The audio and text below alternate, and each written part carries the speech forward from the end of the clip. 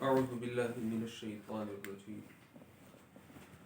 بسم اللہ الرحمن الرحیم الحمد للہ رب العالمین الرحمن الرحیم مالک یوم الدین ایاک نعبد و ایاک نستعین اہدنا الصراط المستقیم صراط الذین انعمت علیہم غیر المغضوب علیہم ولا الضالین۔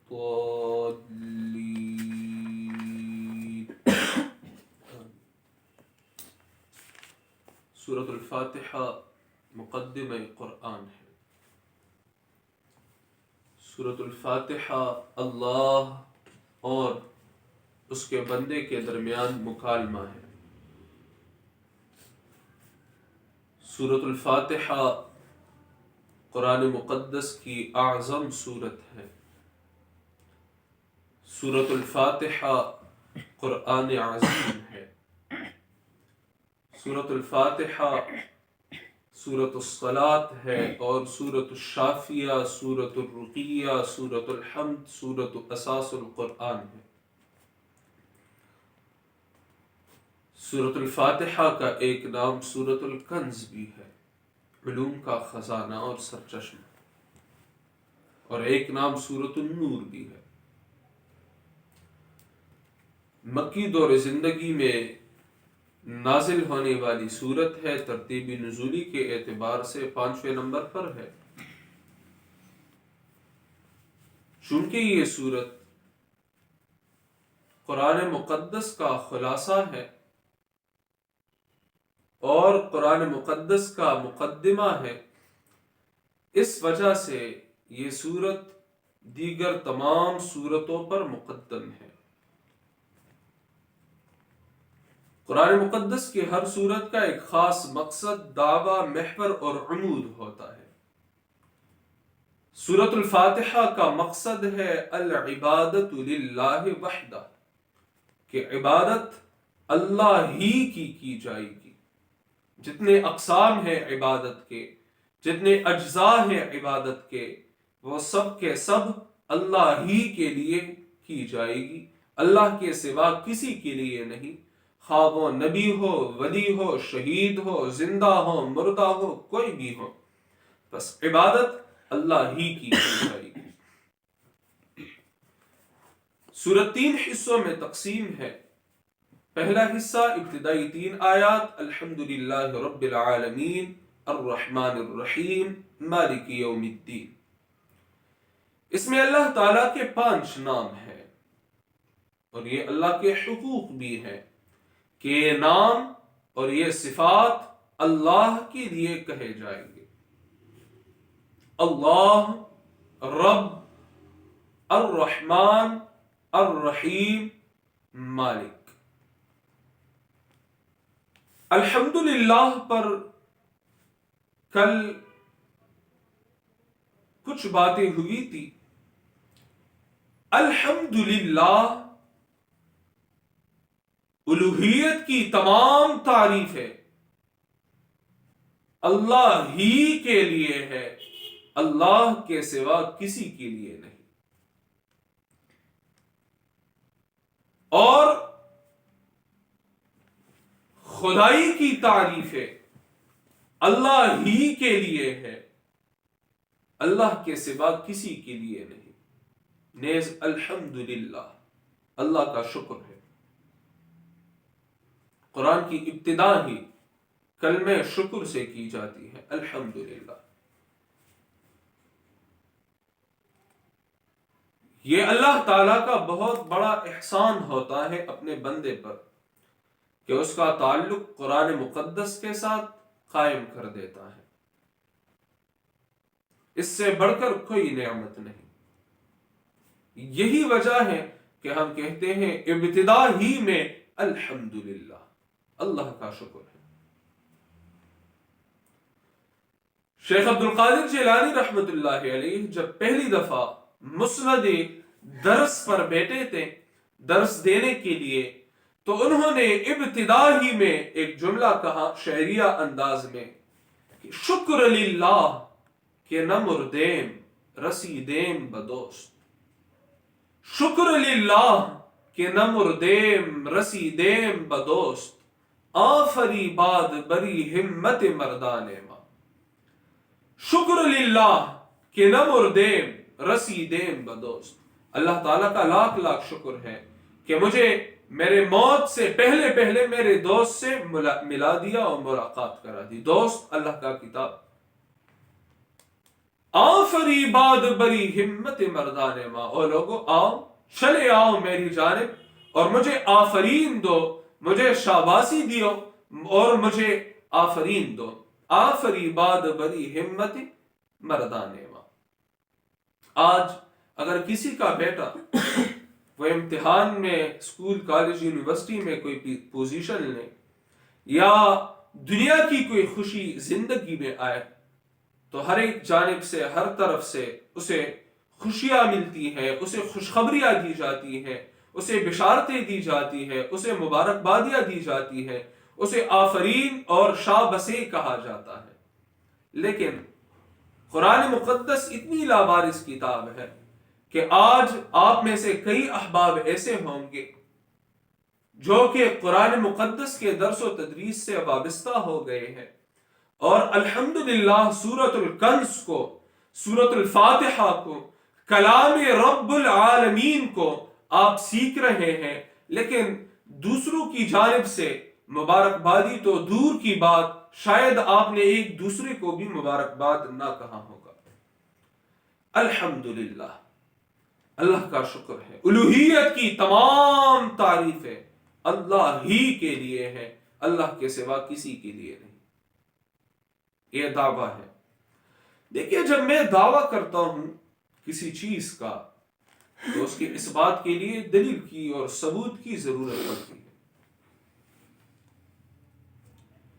تو اللہ تعالی نے دعویٰ فرمایا الحمدللہ, الوہیت کی تمام تعریفیں اللہ ہی کے لیے ہیں. دلیل کیا ہے؟ تو پہلی دلیل رب العالمین. رب کا ایک معنی ہے مالک, تو رب العالمین جو مالک ہے تمام مخلوقات کا. الوہیت کی تعریفیں اس ذات کے لیے ہو سکتی ہے جو کہ رب العالمین ہو, جو کہ تمام مخلوقات کا مالک ہو, جس کی ملکیت سے کوئی شے خارج نہ ہو. رب العالمین جو مالک ہے تمام مخلوقات کا.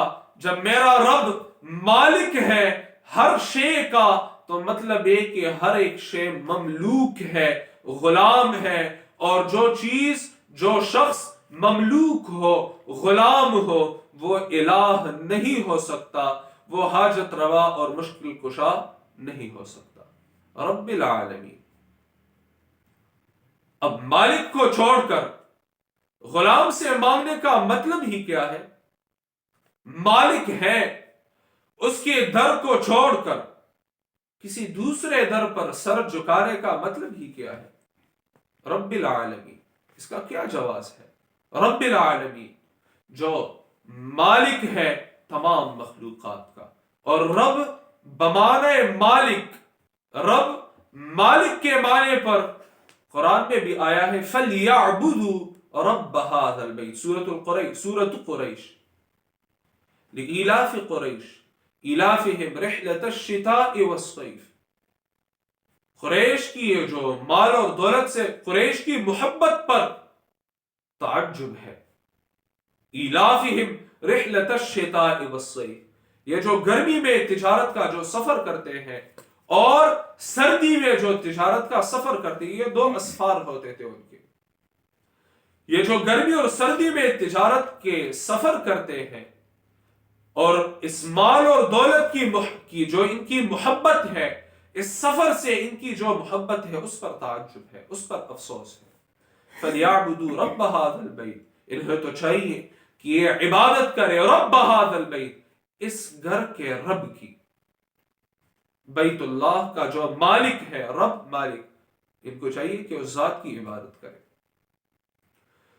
تو رب العالمین جو مالک ہے تمام مخلوقات کا. اور رب کا معنی ہے، دوسرا معنی پرورش کرنے والا، تربیت کرنے والا، پرورش کرنے والا، تربیت کرنے والا۔ دراصل یہ ربوبیت کا جو لفظ ہے، رب، ربوبیت، تو امام راغب اصفہانی رحمت اللہ علیہ فرماتے ہیں المفردات میں، المفردات فی غرائب القرآن، المفردات فی غرائب القرآن، مشہور ہے المفردات کے نام سے۔ تو امام راغب اصفہانی رحمت اللہ علیہ وہ فرماتے ہیں انشاء الشیء حالا فحالا الى حد الکمال، انشاء الشیء حالا فحالا الى حد الکمال، یعنی کوئی شے ہے، اسے سٹیپ بائی سٹیپ اس کی تربیت اور پرورش کرنا یہاں تک کہ وہ حد کمال تک پہنچ جائے۔ تو رب العالمین، دیکھیے ایک دانہ تھا، زمین میں گرا دیا گیا، پالتا ہے بیج کو مٹی کی تاریکی میں کون، پالتا ہے بیج کو مٹی کی تاریکی میں کون۔ علامہ اقبال فرماتے ہیں مٹی کی تاریکی میں اس بیج کو پالنے والا کون ہے؟ بیج زمین میں ڈال دی جاتی ہے، وہ کچھ عرصہ گزرنے بعد وہ باہر زمین سے باہر نکلتی ہے، زمین کو شق کر کے، زمین کو پھاڑ کے، پھر وہ کمزور پودا ہوتا ہے، وقت گزرنے کے ساتھ ساتھ اللہ اس کی تربیت کرتا رہتا ہے یہاں تک کہ وہ تناور درخت بن کر میوے دیتا ہے، پھل دیتا ہے۔ انسان ہے جو ابتدائی سٹیج ہے، زمین سے، مٹی سے خوراک حاصل ہوئی، انسان نے وہ غذا کھائی، اس سے نطفہ بنا، جو نطفہ ہے وہ علقہ بن گیا، علقہ جام خون، علقہ سورۃ المؤمنون کی پہلی رکوع ہے جی۔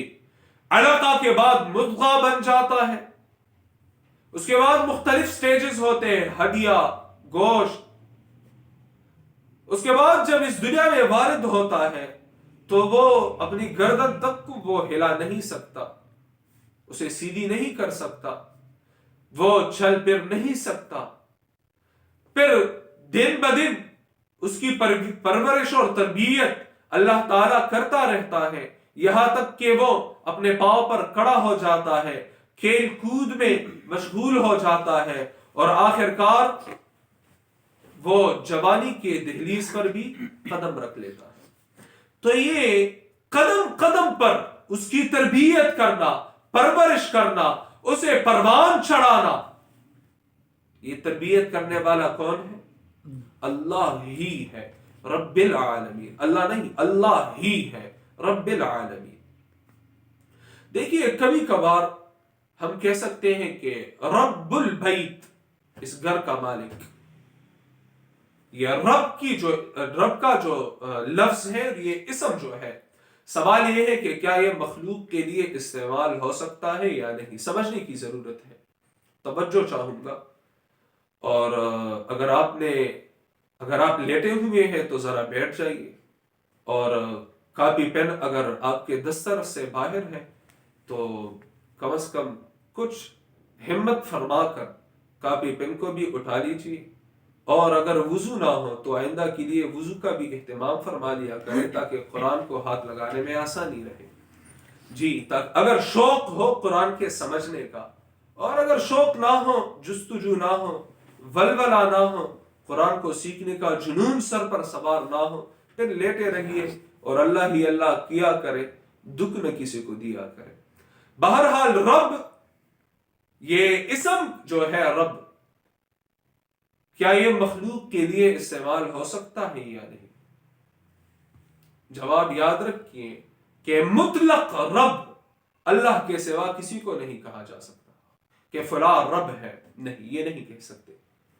فلاں رب ہے یہ نہیں کہہ سکتے، رسول رب ہے یہ نہیں، یہ کفر ہے، رسول رب ہے یہ نہیں کہہ سکتے جی۔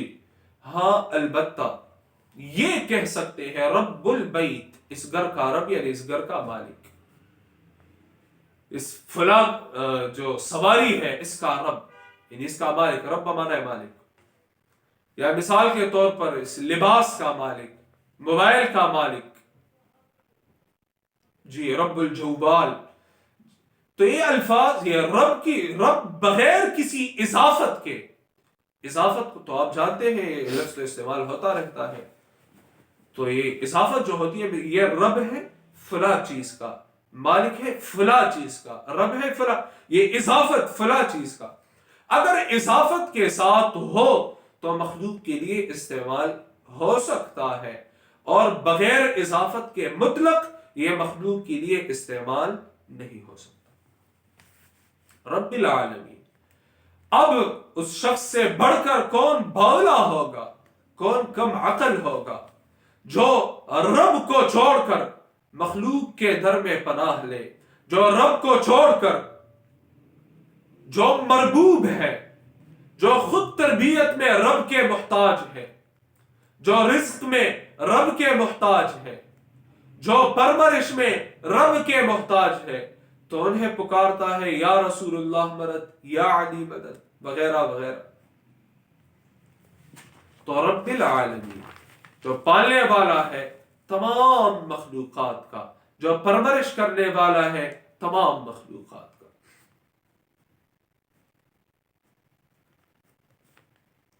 اور یہ مسئلہ رب یہ اتفاقی مسئلہ ہے. اگر آپ دیکھیں سورۃ آل عمران آیت نمبر 64، پارہ نمبر 3 سورۃ آل عمران آیت نمبر 64، آیت نمبر 64،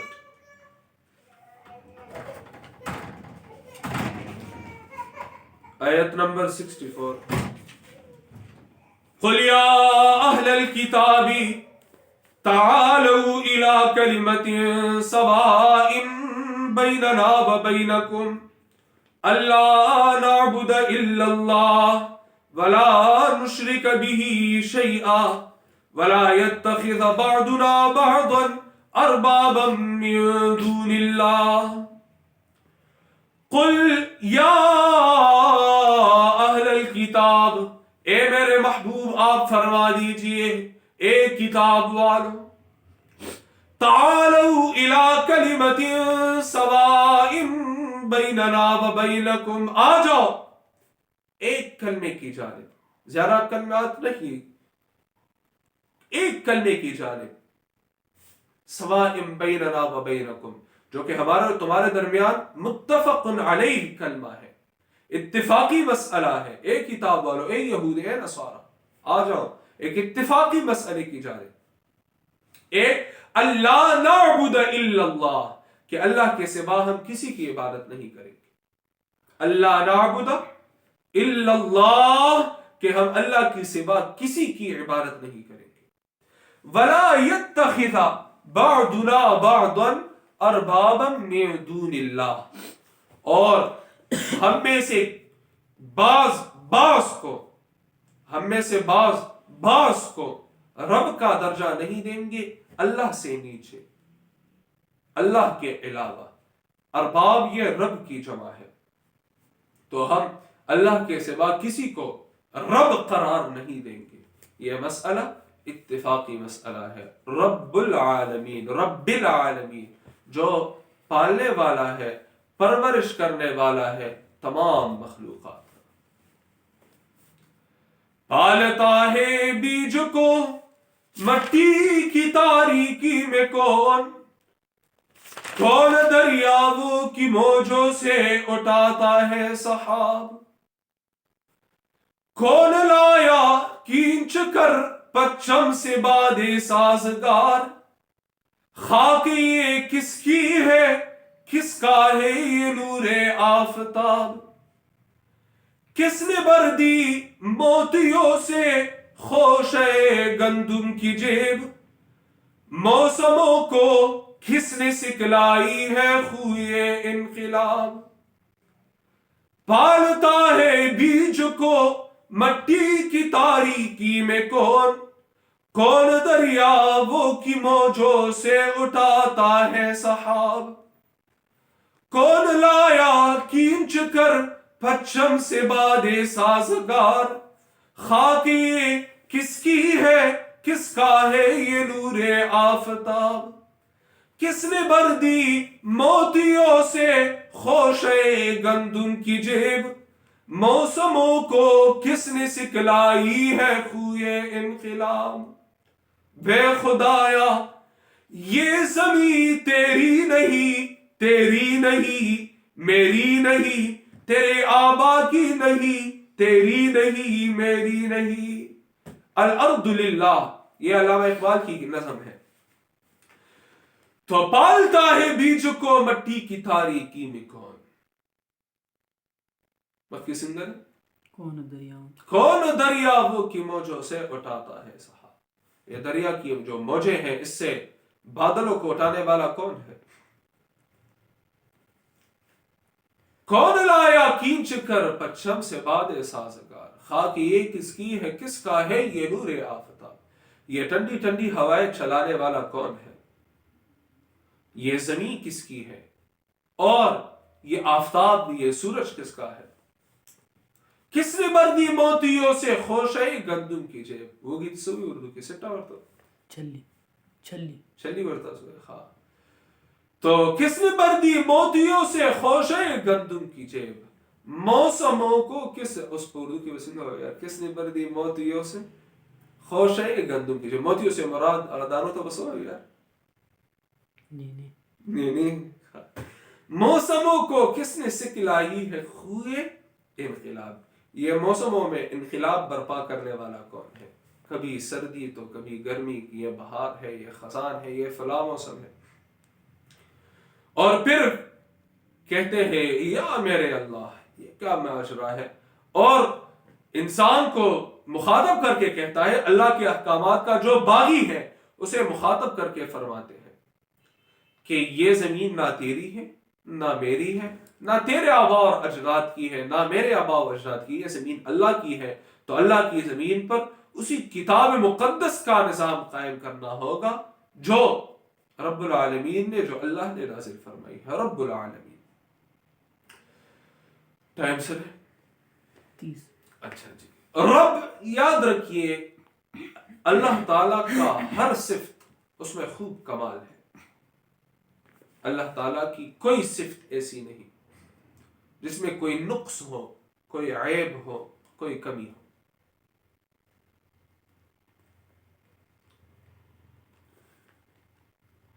مثال کے طور پر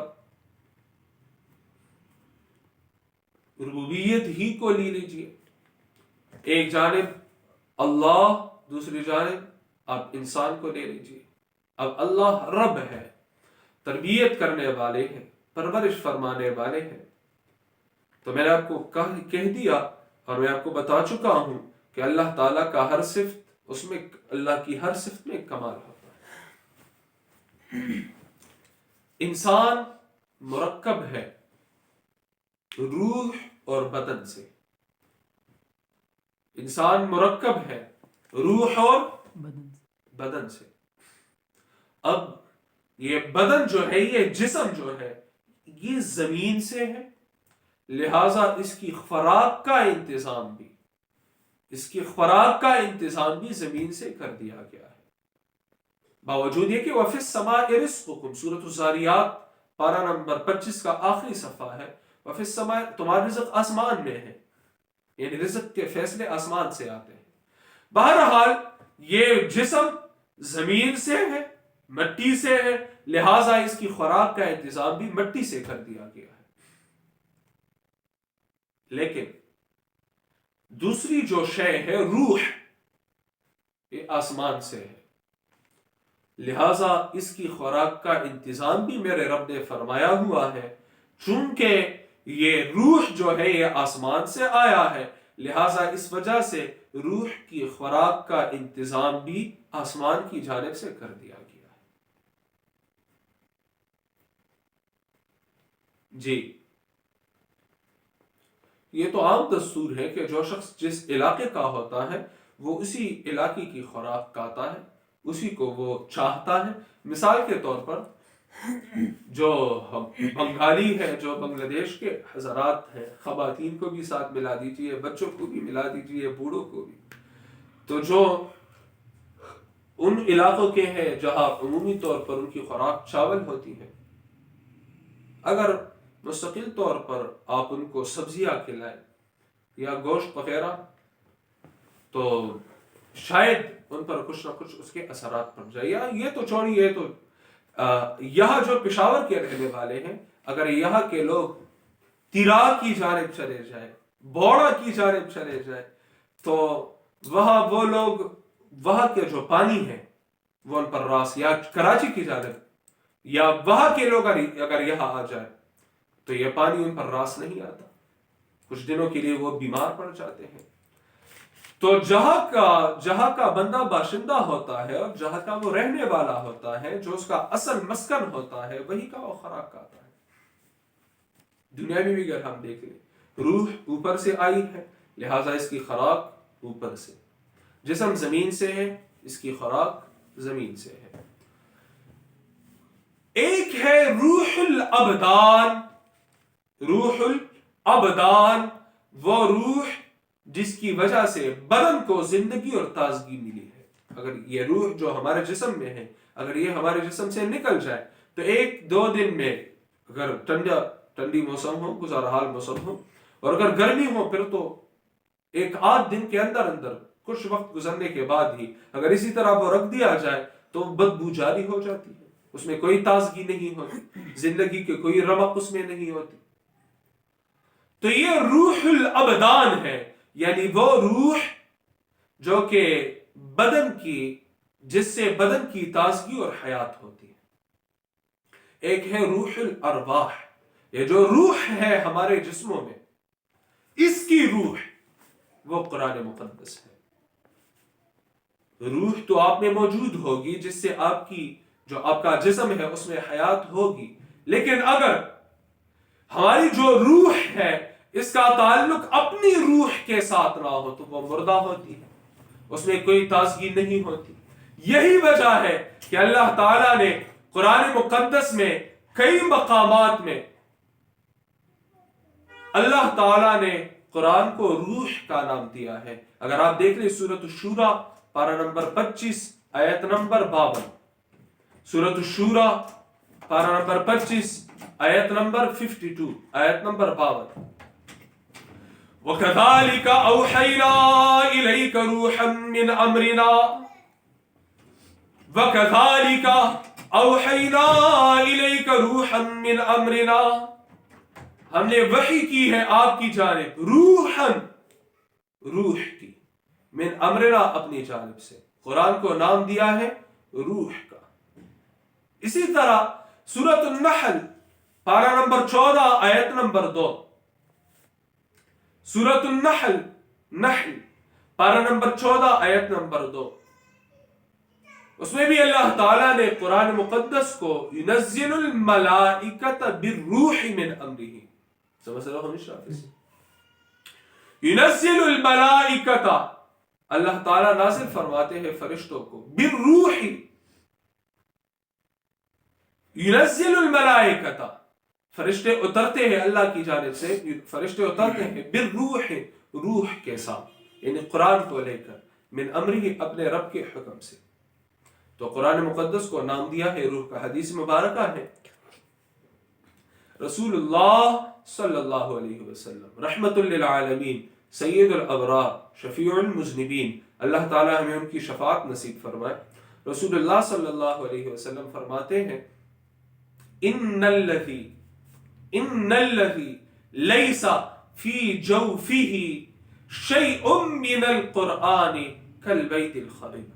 ان الذی لیس فی جوفہ شیء من القرآن کالبیت الخرب، وہ شخص جس کے دل میں قرآن کا کوئی حصہ نہ ہو تو وہ دل کالبیت الخرب، وہ ویران گھر کی مانند ہوتا ہے، وہ ایک کھنڈر کی مانند ہوتا ہے. جی کالبیت الخرب. تو اپنے دلوں کو قرآن مقدس سے آباد کر دیجئے اور اپنے گھروں کو بھی قرآن مقدس سے آباد کر دیجیے۔ میں اس سے پہلے بھی آپ کو درخواست کر چکا ہوں، اگر آپ کا قرآن مقدس سیکھنے کا شوق ہو تو براہ کرم مہربانی فرما کر جو درس آپ سن لیں، سیکھ لیں، براہ کرم اس درس کو آپ دوسروں تک بھی پہنچائیے گا ضرور، کم از کم اپنے گھر میں اس کا اہتمام آپ ضرور فرمائیے گا۔ جو آپ سیکھ لیں وہ دوسروں کو بیان فرمائیے، تاکہ ہمارے گھر بھی قرآن سے معمور ہو جائے، معطر ہو جائے، اور آسمان والوں کو ہمارے گھر بھی جیسے سورج چاند تارے ہیں ہمیں زمین والوں کو اوپر نظر آتے ہیں چمکتے دمکتے، اسی طرح آسمان والوں کو زمین میں وہ گھر وہ چمکتے دمکتے انہیں نظر آتے ہیں جہاں اللہ کی کتاب کا درس و تدریس ہوتا۔ تو رب العالمین جو پالنے والا ہے، پرورش فرمانے والے ہیں، العالمین تمام مخلوقات کا۔ سیدنا نوح علیہ السلام جب دعا فرماتے ہیں تو اللہ تعالیٰ کو اللہ کی صفت ربوبیت کا حوالہ دیتے ہیں۔ اگر آپ سورۃ القمر پارہ نمبر 27 کو دیکھ لیں تو دعا فرماتے ہیں، غالباً آیت نمبر 8 ہے، رب انی مغلوب فانتصر۔ سورۃ القمر آیت نمبر 10، فدعا ربہ انی مغلوب فانتصر۔ اچھا، رب کا لفظ نہیں، تو انہوں نے اپنے رب سے دعا فرمائی کہ میں کمزور ہوں، بس میری امداد کر دیجیے۔ یہ آدم علیہ السلام کی دعا میں اللہ کی صفت ربوبیت کا وسیلہ ہے۔ ربنا ظلمنا انفسنا وان لم تغفر لنا وترحمنا لنکونن من الخاسرین۔ سورۃ الاعراف آیت نمبر 23، سورۃ الاعراف لکھ لیجئے، سورۃ الاعراف آیت نمبر 23 پارہ نمبر 8۔ اسی طرح سورۃ الانبیاء پارہ نمبر 17، سورۃ الانبیاء پارہ نمبر 17۔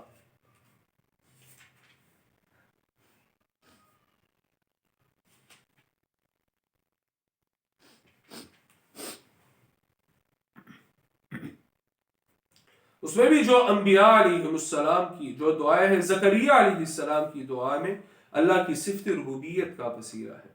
آیت نمبر 89 سورۃ الانبیاء، وَزَكَرِيَّا إِذْ نَادَى رَبَّهُ رَبِّ لَا تَذَرْنِي فَرْدًا۔ اور یاد کر لیجئے زکریا علیہ السلام کو جب انہوں نے فریاد کی اپنے رب سے، ربی لا تذرنی فردا، اے میرے رب مجھے اکیلا مت چھوڑیے، مجھے وارث دیجئے، ربی لا تذرنی فردا۔ تو اللہ تعالیٰ کو دعاؤں میں اللہ کی صفات کا وسیلہ دینا چاہیے، جن میں سے ایک صفت ہے جو بنیادی صفات میں سے ہے تو وہ ہے رب۔ اسی طرح ابراہیم علیہ السلام کی جو دعا ہے سورۃ الصافات پارہ نمبر 23 میں، سورۃ الصافات پارہ نمبر 23، رب ہب لی من الصالحین، آیت نمبر 100، رب ہب لی من الصالحین، اے میرے رب مجھے بخش دیجئے نیکوکار اولادوں میں سے، رب ہب لی من الصالحین۔ تو رب العالمین جو مالک ہے، جو پالنے والا ہے، جو پرورش کرنے والا ہے تمام مخلوقات کا، تمام جہانوں کا، تمام مخلوقات کا، العالمین۔ عالمین عالم کی جمع ہے، عالمین عالم کی جمع ہے، اور عالم ایک جہان کو کہتے ہیں۔ دیکھیے مختلف، پتہ نہیں واللہ عالم کتنے ہزاروں لاکھوں کروڑوں عالم ہوں گے۔ ایک عالم ہے انسانوں کا، ایک جنات کا، فرشتوں کا، اسی طرح عالم ہے جمادات کا، عالم ہے نباتات کا، ایک عالم ہے حیوانات کا، پھر ان میں سے عالم ہے درندوں کا، ان میں سے عالم ہے چرندوں کا، ان میں سے عالم ہے پرندوں کا، اسی طرح کیڑے مکوڑوں کا اپنا ایک عالم ہے، زہریلے جانوروں کا ایک الگ سا عالم ہے۔ تو بے شمار عالم ہے، ایک نہیں بے شمار ہے۔ تو ان تمام کا مالک کون؟ اللہ ہی ہے، اللہ ہی ان تمام جہانوں کا مالک ہے۔ اور عالم کا یہ جو لفظ ہے، یہ میں آپ کو جو مختصراً میں نے سورۃ الفاتحہ کا درس دیا تھا تو اس میں نے آپ کو بتایا تھا کہ عالم کا یہ لفظ جو ہے یہ علم سے ہے، اور علم کہتے ہیں نشانی کو، علامت کو، علم کہتے ہیں نشانی اور علامت کو۔ تو العالمین، جتنے مخلوقات ہیں، میں ہوں، آپ ہیں، پھر یہ آنکھ ایک الگ مخلوق ہے، کان الگ مخلوق ہے، ناک الگ مخلوق، زبان الگ مخلوق، ہونٹ الگ مخلوق، یہ ناخن الگ مخلوق، یہ گوشت پوست الگ مخلوق، یہ خون الگ مخلوق، ہڈیاں الگ مخلوق۔ جی، تو یہ ہر ایک مخلوق یہ اللہ تعالی کی قدرت کی نشانی ہے، اللہ کی توحید کی دلیل ہے۔ اس وجہ سے ہر ایک مخلوق کو علم کا نام دے دیا گیا ہے، علم، نشانی، دلیل۔ امام ابن کثیر رحمۃ اللہ علیہ سورۃ آل عمران کی تفسیر میں وہ فرماتے، آخری جو رکوع ہے سورۃ آل عمران کی آخری جو رکوع ہے، تو وہاں وہ ایک شعر نقل فرماتے ہیں اور تحریر فرماتے ہیں، وفی کل شیء لہ آیۃ، وفی کل شیء لہ آیۃ تدل علی انہ واحد، ہر ایک شے میں دلیل ہے، ہر ایک شے میں دلیل ہے جو اس پر دلالت کرتی ہے کہ اللہ یکتا ہے، اللہ ایک ہے۔ وفی کل شیء لہ آیۃ تدل علی انہ واحد، ہر ایک شے میں دلیل موجود ہے جو اس بات پر دلالت کرتی ہے کہ اللہ ایک ہے۔ اور مولانا روم رحمۃ اللہ علیہ، شیخ سعدی ہے غالباً، ان کا ایک شعر یاد آ رہا ہے کہ ہر گیا ہے کہ از زمیں روید، ہر گیا ہے کہ از زمیں روید وحدہ لا شریک لہ گوئے، ہر گیا ہے کہ از زمیں روید، جو بھی زمین سے، ہر گیا ہے کہ از زمیں روید، زمین سے جو بھی پودا نکلتا ہے، جو گھاس پھوس زمین سے نکلتی ہے، تو زمین سے نکلتے وقت وہ آواز لگاتی ہے وحدہ لا شریک لہ، ہر گیا ہے کہ از زمیں روید، ہر پودا وہ زمین سے، ہر گھاس پھوس، ہر چمن زمین سے نکلتے وقت وحدہ لا شریک لہ گوئے، وہ یہی کہتی ہے کہ وحدہ لا شریک لہ، وحدہ لا شریک لہ، وحدہ لا شریک لہ۔ تو عالم، ہر ایک شے اللہ تعالیٰ کی قدرت کی نشانی ہے، اللہ کی وحدانیت کی دلیل ہے۔ ضرورت اس امر کی ہے کہ ہم اس کو اس اینگل سے اور اس نظر سے دیکھ لیں۔ اب ڈاکٹر سہیب صاحب ہیں، درس کے شامل ہیں ڈاکٹر صاحب؟ ہاں، ڈاکٹر سہیب صاحب ہیں، اور ان کے پاس کل کو کہ پیشنٹ آ جائے کہ جی میرے دانت کا مسئلہ ہے، اور یہ دانت کو دے کے پھر انشاءاللہ تعالی اگر وہ علاج فرمائیں گے، دیکھیے تو علاج کے ساتھ ساتھ ایک فائدہ یہ بھی ہوگا، اس نظر سے وہ دیکھیں کہ دیکھیے یہ اللہ کا مخلوق ہے۔ اچھا جی، یہ دانت جو ہے یہ اس میں کیا کیا کمالات ہیں، اس کی کیا کیا خصوصیات ہیں، اس میں کیا کیا اللہ تعالیٰ کی توحید اور قدرت کی نشانیاں یہ مضمر ہے، تو انشاءاللہ تعالی ڈاکٹر صاحب کو میں نے یہ ٹاسک دے دیا ہے، وہ مجھے انشاءاللہ تعالی سمجھا دیں گے۔ تو ہر ایک شے میں، اب اگر ہم آسمان کو دیکھیں گے، زمین کو دیکھیں گے، اب اللہ فرماتے ہیں وَفِي أَنفُسِكُمْ، سورۃ الذاریات میں وَفِي أَنفُسِكُمْ، آپ اپنے آپ میں دیکھ لیجئے، اپنے ذات میں رب العالمین کی قدرتوں کا مشاہدہ کر لیجئے، تو آپ کو بے شمار توحید کی دلائل ملے گی۔ بہرحال آج ہمارا سبق تھا رب العالمین، الحمدللہ، الوہیت کی تمام تعریفیں اللہ ہی کے لیے ہے، اللہ کے سوا کسی کے لیے نہیں۔ الحمدللہ، وہ تعریفیں جو اللہ کی شایان شان ہے، وہ اللہ ہی کے لیے ہے، اللہ کے سوا کسی کے لیے نہیں۔ رب العالمین، جو پالنے والا ہے تمام مخلوقات کا، جو مالک ہے تمام مخلوقات کا۔ یہ نہیں فرمایا کہ رب الانبیاء، کہ انبیاء کی پرورش کرنے والا ہے، حاجات کو پورا فرمانے والا ہے۔ یہ نہیں فرمایا کہ رب الاولیاء، اولیاء کا رب نہیں۔ یہ نہیں فرمایا کہ رب المؤمنین، مومنوں کا پرورش کرنے والا ہے۔ یہ نہیں فرمایا کہ رب المتقین، متقیوں کا رب ہے، نہیں نہیں، رب العالمین، جتنے بھی مخلوقات ہیں ان کی حاجتیں پورے فرمانے والا، ان کی پرورش فرمانے والا، ان کو درجہ بدرجہ ترقی عطا فرمانے والا، ان کی ان کا خیال رکھنے والا وہ اللہ ہی ہے، رب العالمین، جو پالنے والا ہے، جو مالک ہے تمام مخلوقات کا۔ انشاءاللہ تعالی آگے سبق اگلے ہفتے پڑھیں گے۔ جب بندہ کہتا ہے الحمدللہ رب العالمین تو اللہ تعالیٰ جواب عنایت فرماتے ہیں حمدنی عبدی۔ حمدنی، حمد تعریف کو بھی کہتے ہیں، شکر کو بھی کہتے ہیں۔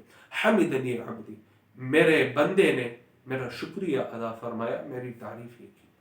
اللہ تعالیٰ ہمیں یہ توفیق نصیب فرمائے کہ ہم قرآن مقدس کو کما حقہ سمجھے، اور اس ہر ایک جملے کے جواب میں اللہ تعالیٰ ہمیں یہ اعزاز نصیب فرمائے کہ ہماری جو قرآن کی قرات ہے، سورۃ الفاتحہ کی قرات اور تلاوت ہے، اس میں کم از کم اتنی تأثیر ضرور ہو، اور اتنا اخلاص اس میں ضرور ہو، اتنی توجہ ہماری اس میں اتنی کم از کم موجود ہو کہ اللہ تعالیٰ ہمیں اس ایک ایک جملے کا جواب بذات خود عنایت فرمائے۔